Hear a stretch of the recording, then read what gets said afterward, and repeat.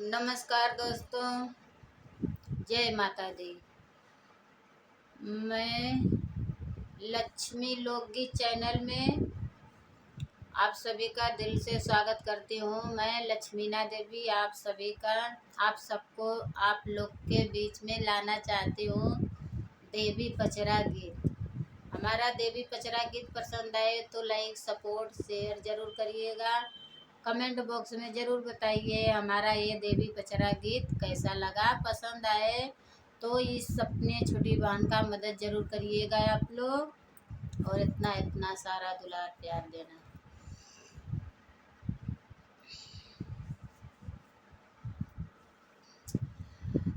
पूरबू से उमड़ा पश्चिमा जाई के गरज हो कि होत भोरवना बरस नीरमाल पनिया हो कि होत भोरवना बरस नीरमाल पनिया हो कि होत भोरवना।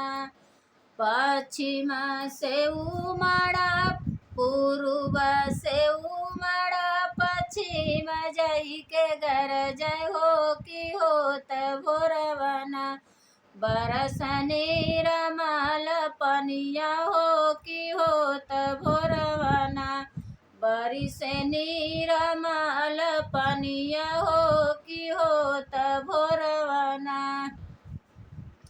आंगना में भीजली दुर्गा मोर मयरिया हो डेवड़िया धैले ना भीज लाल चन भैया हो डेवड़िया धैले ना भीज लाल चन भैया हो डेवड़िया धैले ना। पूर्व से उमड़ा पश्चिम जाई के बरस हो पूर्व से उमड़ा पश्चिम जाई के गरज हो कि होत भोरवना बरस नीरमाल पनिया हो कि होत भोरवना। आंगना में भीजली शीतल मोर मयरिया हो डेवड़िया दई के ना भीज लाल चन भैया हो डेवड़िया दई के ना भीज लाल चन भैया हो डेवड़िया दई के ना।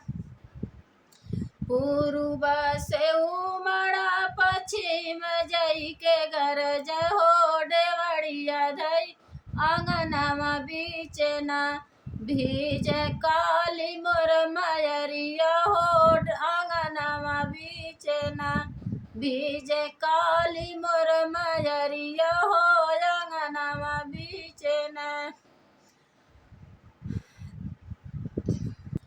पूर्व से उमड़ा पश्चिम जाई के गरज हो कि होत भोरवना बरस नीरमाल पनिया हो कि होत भोरवना। ये हमारा देवी पचरा गीत पसंद आए तो लाइक सपोर्ट शेयर ज़रूर करिएगा, और फुलवाच करके ज़रूर एक बार हमारा ये वीडियो देखिएगा आप लोग।